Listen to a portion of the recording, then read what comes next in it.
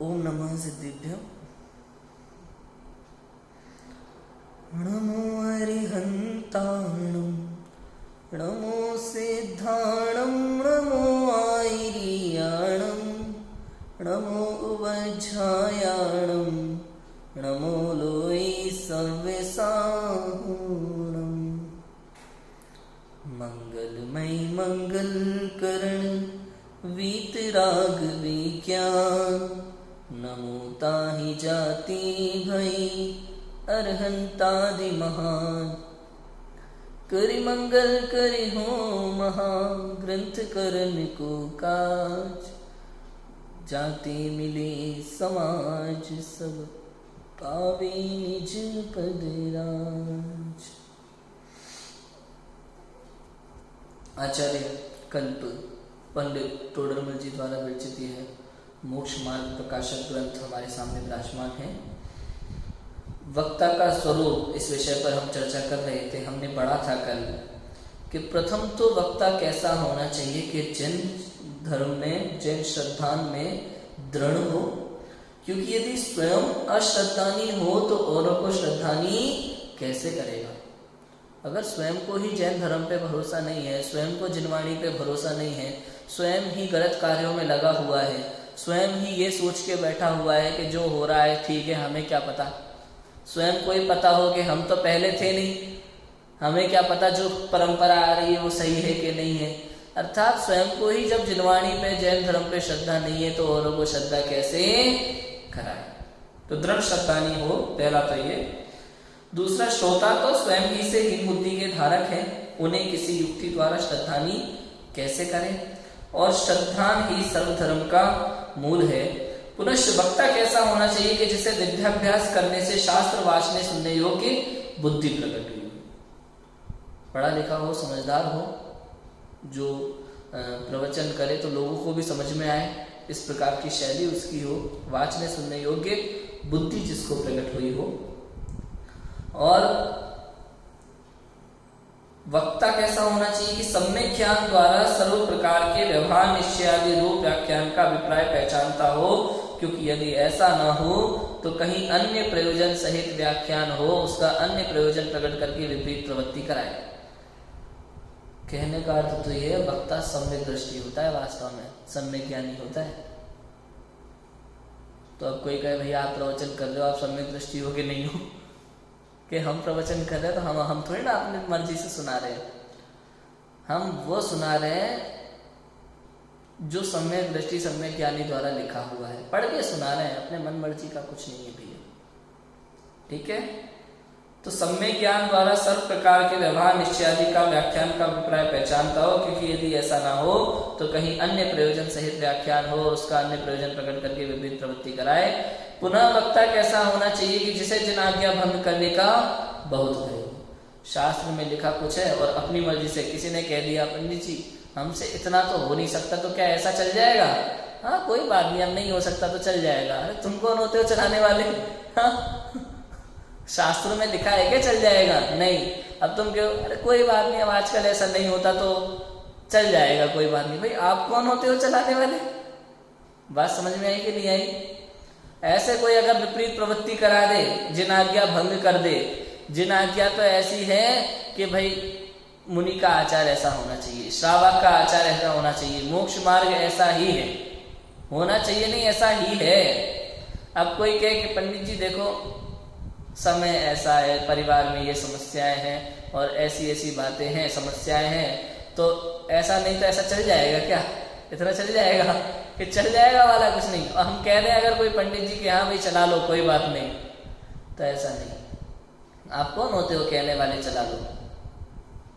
जब आचार्यों ने परमिशन नहीं दी, परंपरा से परमिशन नहीं है, तो आप कैसे नई प्रवृत्ति चलाने का आदेश दे सकते हैं?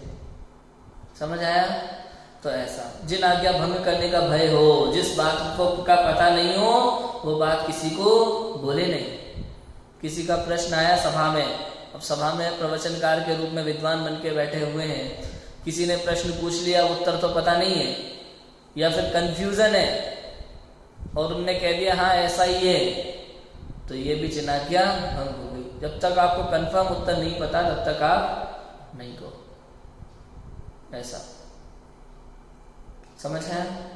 या फिर आपको अगर अंदाजे से कुछ ऐसा लगता है तो कह दो भैया ऐसा शास्त्र में नहीं लिखा लेकिन मुझे ऐसा लगता है, बाकी अपना निर्णय स्वयं करें, विद्वान से पूछें, शास्त्र में ऐसा नहीं आया है, अभी तक हमारे पढ़ने में ऐसा नहीं आया है। जब तक शास्त्र में नहीं लिखा तब तक आप उसको डंकी की चोट पे कंफर्म नहीं कह सकते। समझ में आई बात? इतना है। क्योंकि यदि ऐसा नहीं हो तो कोई अभिप्राय विचार कर सूत्र विरुद्ध उपदेश देकर जीवों का बुरा करे। सूत्र विरुद्ध उपदेश दे सकता है, गाथाओं के विरुद्ध तत्वार सूत्र, ये सब सूत्र कहलाते हैं। गाथा है ना, सूत्र कहलाते हैं, चिंतन के सिद्धांत कहलाते हैं। तो इसके विरुद्ध उपदेश देकर जीवों का बुरा करेगा।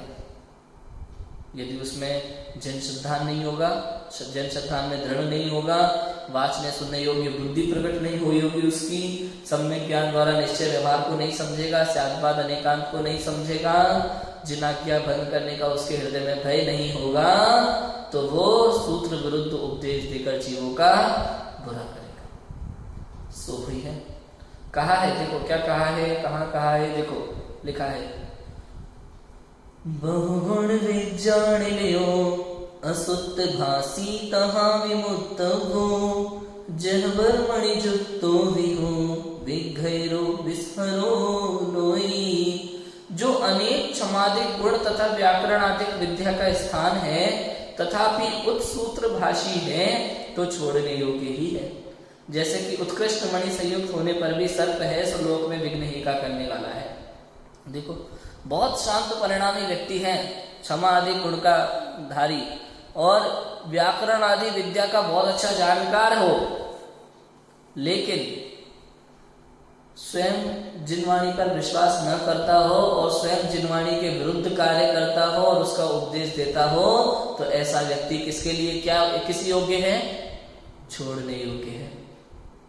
भले उसको शांत प्रवृत्ति वाला जीव दिखाई दे, भले व्याकरण आदि का खूब ज्ञान हो, उसको पढ़ा लिखा समझदार व्यक्ति हो, लेकिन स्वयं इस तरह का व्यक्ति हो कि समाज में उसको अपनी इज्जत बना के रखनी है, इसलिए शांत भाव भी रखता है और ज्ञान भी अच्छा है, बोलता भी है, लेकिन उसने कहा भाई ऐसा हम तो ऐसा मानते हैं, हाँ तो इसमें भी कोई बुराई नहीं है, ठीक है, हाँ हम तो ऐसा मानते हैं, हाँ ठीक है, तो क्या हुआ, देखो संसार है, जीने के लिए आए हैं, आराम से क्या सही क्या गलत इसके चक्कर में मत पड़ो, ठीक है, जो अच्छा लगता है करो। ऐसे भी लोग हैं, सब जानते हैं समझते हैं, लेकिन फिर भी सामने वाले को हम कह देंगे नहीं आपकी गलत सोच है, तो वो बहस करेगा, अपमान करेगा, दोबारा बात नहीं करेगा, चार लोगों में बुराई करेगा।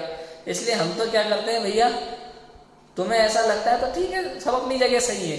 आजकल बहुत बढ़िया लाइनें हैं संसार में जो चल रही है ना, लाइन, भाई सब अपनी अपनी जगह सही है। ऐसे कैसे सब अपनी जगह सही हो जाएंगे भाई? सब अपनी जगह सही हो जाएंगे तो फिर मारीची भी सही था और आदिनाथ भी सही है, क्यों भाई?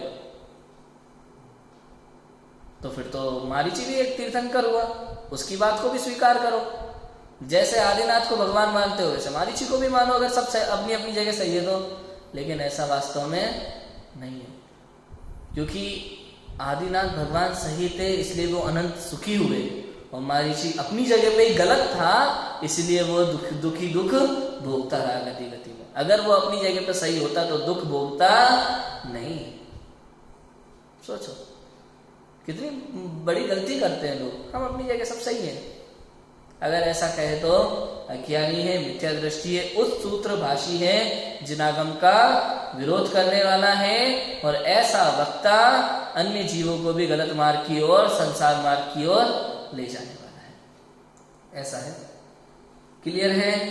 अब आगे देखो, पुनः वक्ता कैसा होना चाहिए? जिसको शास्त्र वांचकर आजीविका आदि लौकिक कार्य साधने की इच्छा न हो। शास्त्र वाचकर आजीविका आदि लौकिक कार्य साधने की इच्छा ना हो, क्योंकि यदि आशावान हो तो यथार्थ उपदेश नहीं दे सकता, उसे कुछ तो श्रोताओं के अभिप्राय के अनुसार व्याख्यान करके अपना प्रयोजन साधने का ही साधन रहे, तथा श्रोताओं से वक्ता का पद उच्च है, परंतु यदि वक्ता लोभी हो तो वक्ता स्वयं हीन हो जाए और श्रोता उच्च हो। समझने वाली बात यह है भाई, आजीविका के लिए शास्त्र का सहारा ना दे। अर्थात क्या है, अब उसे अगर आजीविका इसी से करनी है ना, तो पैसे के लिए जैसा सामने वाला सुनना चाहेगा वैसा बोलेगा। समझ यही बात। मतलब अगर कोई व्यक्ति ऐसा है जो सामने वाले की सुने बिना, अगर कल आपको मुझे नौकरी से निकालना है तो निकाल दो, लेकिन मैं तो सही कहूंगा, उसके लिए ये बात नहीं है। ये बात किसके लिए है? जो डरा हुआ है, जो लोभी है, जिसे पैसा चाहिए, पैसे के लिए वो कुछ भी करने को तैयार हो जाएगा। भाई सेठ जी अगर गलत विधि करते हैं तो वो कहेगा हाँ सेठ जी ने कह दिया तो फिर अब कुछ कहना बाकी नहीं है क्या नहीं? अभी पंच कल्याणक होते हैं, वेदी प्रतिष्ठा होते हैं, पैसे के लिए कितने काम होते हैं आप सोचो। पैसा देने वाला है तो भले आप जमी कंद खाते हो, रात्रि भोजन चलता हो आपके घर में, चाहे आप कैसा ही जीवन जीते हो, चाहे 2 नंबर का कमाई करते हो, कोई मतलब नहीं है। आपने दिया हमें अगर 50 लाख रुपया, आप हमारे लिए सौधर्मिंद्र हो गया कि नहीं हो गया ऐसा? तो ये कौन है? ये वो वक्ता है जो वक्ता कहलाने के लायक नहीं है। समझ में आई बात? आजीविका के लिए, लौकिक कार्य साधने के लिए, ये मान प्रतिष्ठा पद, ये सब लौकिक कार्य साधना कहलाए, केवल पैसा नहीं, मान प्रतिष्ठा पद सब कुछ।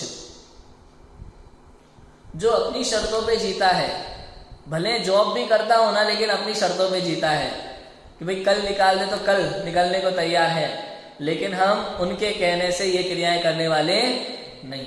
ऐसा व्यक्ति होता है वक्ता। समझ में आया?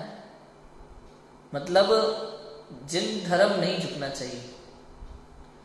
दीह जाई तो भले जिन धर्म रहना चाहिए, यही महत्वपूर्ण है।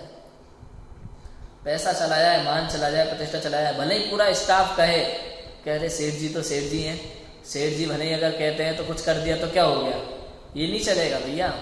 अगर वो कार्य धर्म के विरुद्ध है तो भले सेठ जी हो, भले हर महीने की सैलरी देते हो, भले हमारी आजीविका उनकी मेहरबानी से चलती हो, लेकिन अगर वो धर्म विरुद्ध कार्य करने का बोलेंगे तो मैं तो कहता हूँ सेठ जी ही नहीं, स्वयं के माता पिता भी हैं तो उनकी बात को मान करके भी जिनवाणी के विरुद्ध आचरण करना नहीं। अगर करोगे तो वक्ता कहलाने की योग्य नहीं। बात समझ में आई? सिर्फ बात आजीविका की नहीं है, बात जीविका की है, बात जीवन की है। अगर आप माता पिता, परिवार, रिश्तेदार, जॉब, करियर, ये सब सोच करके जिनवाणी से कदम पीछे हटा देते हैं, मोक्ष मार्ग से, जैन मार्ग से कदम पीछे हटा देते हैं, तो आप वक्ता कहलाने के योग्य नहीं है। इतनी बात है। श्रोताओं से वक्ता का पद उच्च है। वक्ता अगर लोभी हो तो वक्ता स्वयं हीन हो जाए और श्रोता उच्च हो। वक्ता को लोभी बना सूट नहीं करता, अच्छा नहीं लगता। पैसे के लिए कभी भी जिनवाणी के विरुद्ध कार्य नहीं करना। पैसा पुण्य के उद्देश्य से आएगा, आपकी सैलरी बढ़े, सब कुछ हो, बढ़े ना बढ़े वो बात की बात है। ये नहीं कह रहे कि भाई आप ये काम कर रहे हो तो आप कमाई मत करो, ये नहीं कह रहे कि आपकी सैलरी बढ़ गई तो आप बुरे हो गए, लेकिन अगर गलत काम करना चाहते हैं केवल उसके लिए तो गलत हो। जिनवाणी के विरुद्ध आचरण करते हो तो गलत हो। जिनवाणी का गलत अर्थ कर देते हो पैसे के लिए तो गलत हो जाता है। और ऐसा कह देते हैं भैया आप तो शांति वाले विधान कराते हो, केवल शांति वाले मतलब धूमधाम नहीं कराते, मतलब लोगों को मजा नहीं आता, आप विधानों का अर्थ समझाओगे। हम तो ऐसे पंडित जी चाहते हैं जो थोड़ा नाच गाना कराए, उधम उधम हो थोड़ा बहुत तो मजा आए लोगों को। अब तुम अपना प्रवचन शुरू कर दोगे तो किसी को मजा नहीं आएगा। तो ऐसा होता है। अब जो विद्वान केवल उसी उद्देश्य से जाता है कि हमें धार्मिक कार्य करना है, हमें विधान का अर्थ समझाना है, समय का सदुपयोग करना है, तो वो सही है। लेकिन जो समाज का इकट्ठा करने के लिए, उनका मनोरंजन करने के लिए, या फिर केवल इसलिए कि भाई अब शांति से कराते तो लोग बुलाते नहीं है, ऐसे कराएंगे तो लोग बुलाते हैं, तो भाई बुलाते हैं तो पैसा आएगा, तो 11,000 21,000 फिक्स करके चले जाए, तो ये वक्ता कहलाने योग्य नहीं है, विद्वान कहलाने योग्य नहीं, ऐसी बात है। आजीविका के लिए अपने धर्म मार्ग से च्युत नहीं होना, इतनी बात है, बस ये कहना चाह रहे हैं। समझ में आई बात? ऐसा है। पुनः वक्ता कैसा होना चाहिए कि जिसके तीव्र क्रोधमान नहीं हो, क्योंकि तीव्र क्रोधीमानी की निंदा होगी, श्रोता उससे डरते रहेंगे, तब उससे अपना हित कैसे करेंगे। पुनः वक्ता कैसा होना चाहिए, स्वयं ही नाना प्रश्न उठाकर स्वयं ही उत्तर दे। अन्य जीव अनेक प्रकार से बहुत बार प्रश्न करे तो मिष्ट वचन द्वारा जिस प्रकार उनका संदेह दूर हो उस प्रकार समाधान करे। यदि स्वयं में उत्तर देने की सामर्थ्य न हो तो ऐसा कहे कि इसका मुझे ज्ञान नहीं है, क्योंकि यदि ऐसा न हो तो श्रोताओं का संदेह दूर नहीं होगा, तब कल्याण कैसे होगा और जिन मत की प्रभावना भी नहीं हो सकेगी। ऐसा है भाई। कैसा होना चाहिए, तीव्र क्रोधीमानी ना हो, वक्ता तीव्र क्रोधीमानी ना हो। ऐसा ना हो कि श्रोताओं को कोई अच्छे कपड़े पहन के नहीं आया, कोई ऐसा आया कोई वैसा आया तो हम सोचे सेठ जी हैं, सेठ जी को थोड़ा बगल में ऊंचे स्थान पे बिठा लो और बाकी लोग पीछे। ऐसे लोग होते हैं कई बार, ये भी गलत है। ये शास्त्र सभा है, यहाँ कोई सेठ नहीं है, कोई राजा नहीं है, कोई रंक नहीं है, सब बराबर हैं, सब श्रोता हैं, सब मोक्ष मार्ग के लिए आए हैं। दूसरा, गुस्सा ना करे किसी पर, बिल्कुल भी चिल्लाए नहीं, डांटे नहीं। सभा में उसका अपमान हो जाएगा तो वो दोबारा सभा में नहीं आएगा। तो जो ऐसा करे वो भी वक्ता कहलाने के योग्य नहीं है। क्रोधी नहीं हो, मानी नहीं हो। तीव्र क्रोधी मानी की क्या होती है, निंदा होती है। सारे समाज में निंदा होती है ऐसे जीव की। अरे वो तो गुस्सा करते हैं प्रवचन में, सबके सामने बेइज्जत करते हैं, मैं तो नहीं जाऊंगा उनके प्रवचनों में, 4 लोगों से कहते हैं। और शुरू में पता है वो 4 लोग उसकी बात को कहते हैं, कोई बात नहीं आ रही तो इसके साथ हो गया, इसको ऐसा लगता है, उनके साथ भी हो जाता है कभी, वो भी आना बंद कर देते हैं। फिर वो 4 लोगों से कहते हैं भैया मैं भी सोचता था कि कोई फर्क नहीं पड़ता, गुरुजी हैं, कह दिया तो कह दिया, लेकिन जब हमारे साथ हुआ तो मालूम चला कि क्या हुआ। सबको बुरा लगता है। इसलिए कभी भी सभा में किसी की बेइज्जती नहीं करना। यहाँ तक कि कभी ऐसा भी नियम है, कोई विद्वान से अगर प्रवचन में कहीं कोई गलती हो जाए, भूल हो जाए, दूसरा विद्वान देख समझ जाए तो सबके सामने ना टोके, अकेले में टोके और फिर अगले दिन वही विद्वान अपनी गलती को स्वीकार करके सुधारे। ये नियम है। सबके सामने रोक टोक करना भी अच्छी बात नहीं है। श्रोता के स्वरूप में हो सकता है आएगा भी, कोई भी श्रोता है उसको सही पता है, तो कभी भी सबके सामने टोका टोकी का कार्य, बार बार टोकने का काम ना करे, ये भी जरूरी है। यदि कोई और स्वयं ही नाना प्रश्न उठाकर उत्तर दे, ऐसा नहीं कि भैया अपन प्रश्न पूछते यार, आए पहले दिन ही प्रवचन करने और समाज से बताओ इसका उत्तर, बताओ इसका उत्तर, बताओ इसका उत्तर। इससे क्या होता है, ऐसे मान कषाय का पोषण होता है। हमें सब आता है और आप लोगों को कुछ नहीं आता है, ऐसा नहीं। ये प्रवचन की शैली नहीं है। पूछना प्रवचन की शैली नहीं है, बताना प्रवचन की शैली है। वास्तव में स्वयं ही नाना प्रश्न उठाकर स्वयं ही उसका उत्तर दो। सबके सामने किसी को आप बताओ इसका उत्तर, अब वो कहे नहीं मुझे नहीं पता, तो सबके सामने शर्म से लाल हो जाते हैं। कई बार मैं कई बार करता हूँ ना, ऐसे प्रश्न करता हूँ या क्लास लेता हूँ, तो मेरे पास पर्सनली आकर के बोलते हैं भैया हमसे कुछ पूछना मत, भैया हमसे कुछ पूछना मत। तो उनको लगता है समाज में थोड़ा सा, तो कोई बात नहीं, हमें उनको बताना है, उनसे पूछना नहीं। उनको ज्ञान है तो कोई दिक्कत ही नहीं है, नहीं है तो हो जाएगा। समझ आया? तो पूछ पूछ के उनको उनकी इंसल्ट करना नहीं, ये भी महत्वपूर्ण है। और किसी ने कोई प्रश्न पूछ लिया, अगर उसका उत्तर हमें नहीं पता तो क्या करना चाहिए कि मुझे इस विषय का ज्ञान नहीं है, या तो फिर बड़े विद्वानों से पूछकर उसका उत्तर दे, शास्त्र में कहीं लिखा है ढूंढ करके उसका उत्तर दे, अपनी मन मर्जी से कुछ भी ना दे। ठीक है, इतना ध्यान रखना चाहिए।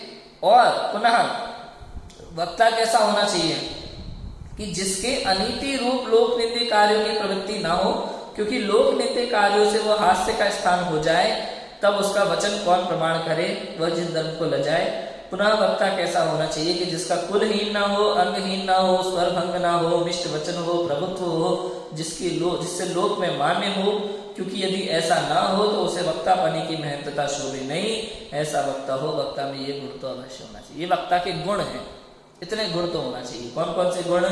कि लोक निंदे ना हो, लोक निंदा के कार्य ना करें, मद्य मांस मधु पंचुदुम्बर फल खाना, जमीकंद खाना, रात्रि भोजन या अन्य अन्य तरह के पंच पापों में अधिक प्रवृत्ति ना हो, इस तरह का वक्ता होना चाहिए। और कुलहीन ना हो, नीचे कुल का ना हो। दूसरा, अंगहीन ना हो, अंग भंग ना हो, जिसके स्वर भंग ना हो, बोलना नहीं आ रहा है या अटक अटक के बोल रहा है, ऐसा स्वर भंग ना हो। मिष्ट वचन हो, कर्कश वाणी ना हो, मिष्ट वचन हो जिसके वचन सुनने में अच्छे लगे। प्रभुत्व हो, देखने में भी अच्छा लगे थोड़ा सा, तो ऐसा हो जिससे लोक में मान्य हो, क्योंकि दिखने में वो बेकार लगेगा तो लोग उसको ठीक से ध्यान नहीं देते फिर उतना। यदि ऐसा ना हो तो वक्ता पने की महत्वता शोभे नहीं, ऐसा वक्ता हो, वक्ता में यह गुण तो अवश्य होना चाहिए। इतनी बातें हैं। और वक्ता कैसा होना चाहिए, आत्मानुशासन में कहा है। आत्मानुशासन में पढ़ा था ना अपन ने, क्या पढ़ा था? प्राज्ञः प्राप्त समस्त शास्त्र हृदय प्रव्यक्त लोक स्थिति प्रास्ताशः प्रतिभा पर प्रशमवान प्रागेव दृष्टोत्तर प्रायः प्रश्न सह प्रभु पर मनो हरि परा निंदया ब्रूया धर्म कथांगणी गुण निधि प्रस्पष्ट में इष्टाक्षर। कि जो बुद्धिमान हो, जिसने समस्त शास्त्रों का रहस्य प्राप्त किया हो, लोक मर्यादा जिसके प्रकट हुई हो, आशा जिसके अस्त हो गई हो, कांतिमान हो, उपशमी हो, प्रश्न करने से पहले ही जिसने उत्तर देखा हो, बाहुल्यता से प्रश्नों को सहने वाला हो, प्रभु हो, पर की तथा पर के द्वारा अपनी निंदा रहित पने से पर के मन को हरने वाला हो, गुण निधान हो, स्पष्ट मिष्ट जिसके वचन हो, ऐसा सभा का नायक धर्मकथा कहे। बुद्धिमान होना जरूरी है भाई, समझदार हो, सही गलत का निर्णय लेने में सक्षम हो, समस्त शास्त्रों का रहस्य जिसने प्राप्त किया हो। ऐसा नहीं एकाध शास्त्र पढ़ के ही स्वयं को प्रवचनकार घोषित कर दे, क्योंकि अलग अलग शास्त्रों में अलग अलग अपेक्षाओं से अलग अलग तरह का वर्णन है। किसी आचार्य ने वो बात किस अपेक्षा से कही है, उस आचार्य और दूसरे आचार्य ने दूसरी बात को दूसरी अपेक्षा से कही है। इन सबका रहस्य का ज्ञाता होना चाहिए, तभी वो सब प्रश्नों का उत्तर दे पाएगा। आशा जिसके अस्त हो गई हो, जिसको कई प्रकार की आशाएं ना हो, जीवन में इच्छाएं ना हो बहुत, हमें ये भी चाहिए वो भी चाहिए, बंगला गाड़ी और फलाना ढिकाना, बड़ा नाम प्राप्त करना, बड़ा पद प्राप्त करना, इस प्रकार की इच्छाएं जिसके नष्ट हो गई हो। कांतिमान हो, उपशमी हो, प्रश्न करने से पहले ही जिसने उत्तर देखा हो, बाहुल्यता से प्रश्नों को सहने वाला हो, प्रभु हो, पर की तथा पर के द्वारा अपनी निंदा रहित पने से पर के मन को हरने वाला हो, गुणों का निधान हो, अच्छी चीजें उसमें हो, अच्छी क्वालिटीज हो, स्पष्ट मिष्ट जिसके वचन हो, ऐसा सभा का नायक धर्म कथा। एक और लाइन जोड़ दो कि वैराग्य प्रवृत्ति वाला हो। वक्ता कैसा हो? वैराग्य प्रवृत्ति वाला, जो मोक्ष मार्ग में लगना चाहता है, ऐसा व्यक्ति जो सच्चे सुख को पाना चाहता है, ऐसा व्यक्ति जो आत्म कल्याण के मार्ग पर चलना चाहता है, चल रहा है, ऐसा जीव वक्ता कहलाने के योग्य है। पुनः वक्ता का विशेष लक्षण ऐसा है कि यदि उसके व्याकरण, न्यायाधिक तथा बड़े बड़े जैन शास्त्रों का विशेष ज्ञान हो तो विशेष रूप से उसे वक्ता बना शोभित हो।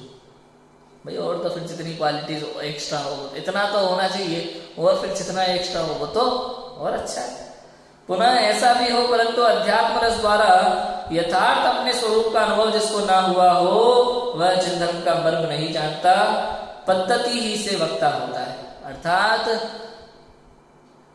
जिसको अध्यात्म के रस से स्वयं आत्मानुभव नहीं हुआ ना, वो स्वयं शास्त्र के मर्म को नहीं जानता, पद्धति से वक्ता होता है। अर्थात सम्यक ज्ञानियों द्वारा लिखे हुए शास्त्रों को कह सकता है, पद्धति से वक्ता होता है, स्वयं वक्ता नहीं होता। अध्यात्म रसमय सच्चे जिन धर्म का स्वरूप उसके द्वारा कैसे प्रकट किया जाए, इसलिए आत्मज्ञानी हो तो सच्चा वक्ता बना होता है, आत्मज्ञानी हो तो ही सच्चा वक्ता बना होता है। ऐसा है क्योंकि प्रवचन सार में ऐसा कहा है कि आगम ज्ञान, तत्वार्थ, श्रद्धान, संयम भाव, यह तीनों आत्मज्ञान से शून्य कार्यकारी नहीं है।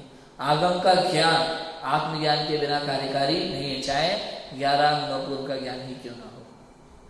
तत्वार्थ श्रद्धान, संयम भाव, चाहे तत्वों का श्रद्धान हो कि हाँ ये ऐसे ही है। देवशास्त्र गुरु का श्रद्धान मतलब हम जिन देवशास्त्र गुरु को ही मानते हैं, अन्य को देव को शास्त्र गुरु को नहीं मानते, ये भी हो। संयम भी हो, प्रतिमाएं भी धारण करनी हो, लेकिन अगर आत्मा अनुभव नहीं है तो ये सब कार्यकारी नहीं है, ऐसा है। पुनः दोहा पाहुड़ में कहा है, पंडिये पंडिये पंडिये कण छोड़ी भी तुस कंडिया, पयथम तुठोसी पर मत न जाने मुड़ोसी। हे पांडे हे पांडे हे पांडे, तू कण को छोड़कर अर्थात तुष भूसी ही कूट रहा है, तू अर्थ और शब्द में संतुष्ट है, परमार्थ नहीं जानता, इसलिए मूर्ख ये ऐसा कहा है। शब्द में संतुष्ट है, अर्थ में संतुष्ट है, न्याय में संतुष्ट है, होता है ना। आजकल जैसे अभी पीएचडी की पढ़ाई हम करते हैं तो आजकल हर ज्ञान देने वाला पता है क्या कहता है, शब्दों को ऐसा चुनो साहित्यिक शब्दों, थोड़े लगे कि हाँ हम लेखक है। अरे भाई ज्ञान के लिए कर रहे हैं कि अपना लेखकत्व सिद्ध करने के लिए कर रहे हैं, ये बताओ। जब भी कोई ऐसी बातें करता है तो मुझे बड़ा अजीब लगता है। जब आए थे ना अपने भाई साहब, तब ये बात कही थी मैंने उनसे, मैंने कहा भाषा इजी होना चाहिए, कभी भी कठिन नहीं। प्राकृत में जब ग्रंथ लिखे गए उस समय प्राकृत भाषा प्रचलित थी, संस्कृत में लिखे गए तब संस्कृत प्रचलित थी। पंडित टोडरमल जी ने कितने इजी शब्द लिखे हैं बताओ।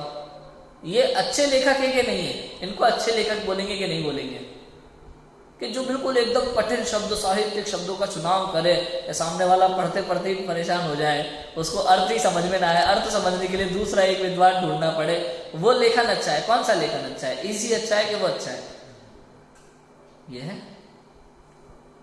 तो कहने का अर्थ जो अर्थ और शब्द में संतुष्ट है, परमार्थ को नहीं जानता, इसलिए मूर्ख ही है। जो अर्थ में मतलब जो भाव को नहीं समझना चाहता, केवल शब्दों में, न्याय में, शब्दों में और व्याकरण में, इसी में संतुष्ट है कि हमें दुनिया भर का ज्ञान है, मैं अर्थ करने में महारत हासिल है, मुझे अर्थ करने में महारत हासिल नहीं करना, भाव बस पकड़ना है, भाव समझना है, भाव समझ में है। आत्मख्याति का भाव समझा है जयचंदी छाबड़ा ने, उसका भावार्थ पढ़ना समय साल का जयचंदी छाबड़ा का, पूरी टीका समझा देता है एक अकेला भावार्थ उनका। भाव क्लियर होना चाहिए। न्याय, व्याकरण, अर्थ वगैरह ये सब केवल कोरा ज्ञान है, मेन है अध्यात्म भाव। बताओ कौन महान है? बहुत बड़े से बड़ा पंडित, 11 अंग 9 पूर्व के ज्ञाता, या फिर जिनको न्याय व्याकरण का पूरा ज्ञान है और देश भर में जिनकी पहचान है, वो महान है, या जिनको नमोकार मंत्र भी याद नहीं रहता था और दाल और छिलके को अलग देख करके उन्होंने अध्यात्म का रस पकड़ लिया, अध्यात्म के रस को पी लिया, शरीर और आत्मा अलग अनुभव करके मोक्ष चले गए, ऐसे शिवभूति मुनिराज महान है। कौन महान है बताओ? हमें महानता परद्रव्य की आती है, बाहर के ज्ञान की आती है, अंतरंग के ज्ञान की महानता ही नहीं आती। हमेशा हमें ये लगना चाहिए कि हमें बहुत बड़ा ज्ञानी होना चाहिए, हमें ये भी आना चाहिए, वो भी आना चाहिए, ये भी आना चाहिए, वो भी आना चाहिए, जितना हो ये भी सीख लो, वो भी सीख लो, वो भी सीख लो, वो भी सीख लो। क्यों? क्यों? इसका कोई अंत नहीं है। ये सब करते रहोगे ना, उसका कोई अंत नहीं है। इससे अच्छा है क्या सीख लो? प्रयोजन भूत सीख लो, जिसका काम है वो सीख लो, सब अपने आप हो जाएगा, जरूरत नहीं है किसी भी चीज की। देखो क्या लिखा, 14 विद्याओं में भी पहले अध्यात्म विद्या प्रधान कही है। 14 विद्याओं में पहले अध्यात्म विद्या प्रधान कही है, इसलिए जो अध्यात्म रस का रसिया वक्ता है उसे जिन धर्म के रहस्य का वक्ता जानना, पुनः जो बुद्धि श्रद्धि के धारक है तथा अवधि मन परे केवल ज्ञान के धनी वक्ता है, उन्हें महान वक्ता जानना, ऐसे वक्ताओं के विशेष गुण जानना। सो इन विशेष गुणों के धारी वक्ता का सहयोग मिले तो बहुत भला है ही, और ना मिले तो श्रद्धानादि गुणों के धारी वक्ताओं के मुख से ही शास्त्र सुनना। इस प्रकार के गुणों के धारक मुनि अथवा श्रावक, उनके मुख से शास्त्र सुनना योग्य है, और पद्धति बुद्धि से अथवा शास्त्र सुनने के लोभ से श्रद्धानादि गुण रहित पापी पुरुषों के मुख से शास्त्र सुनना उचित नहीं है। कहा है कि तम जिण आण परेण धम्मो सुयव सुगुरुपासमी अह उचियो श्रद्धाओ तसुव एसस कह गाओ। जो जिन आज्ञा मानने में सावधान है उसे निर्ग्रंथ सुगुरु के निकट धर्म सुनना योग्य है, अथवा उन सुगुरु ही के उपदेश को कहने वाला उचित श्रद्धानी श्रावक उससे धर्म सुनना योग्य है। ऐसा जो वक्ता धर्म बुद्धि से उपदेश दाता हो वही अपना तथा अन्य जीवों का भला करे, और जो कषाय बुद्धि से उपदेश देता है वह अपना अन्य जीवों का बुरा करता है। ऐसा जानना इस प्रकार वक्ता का स्वरूप का। मूल बात इतनी है भैया, जो मोक्ष मार्ग का उपदेश देता है, वीतरागता का उपदेश देता है, आगम परंपरा के अनुसार जनवाणी सामने रख के उपदेश देता है, वो वक्ता है। प्रथम तो केवल ज्ञानी महान वक्ता है, शुद्ध केवली गणधराधिक महान वक्ता है, भावलिंगी संत महान वक्ता है।